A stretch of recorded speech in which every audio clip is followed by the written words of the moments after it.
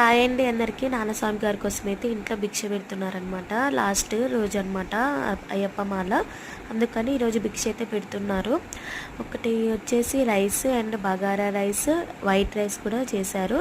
And ఇందులోకి వచ్చేసి ఆలుగడ్డ అండ్ వంకాయ కలిపి అయితే ఒకటి ఫ్రై లాగా చేశారనమాట.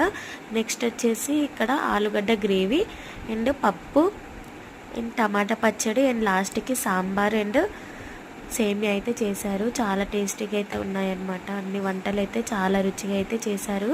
అండ్ లాస్ట్కి వచ్చేసి అప్పడాలు కూడా చేశారు. ఇక్కడైతే నాన్నస్వామి గారికి అయితే వడ్డిస్తున్నారనమాట అమ్మగారు వచ్చేసి.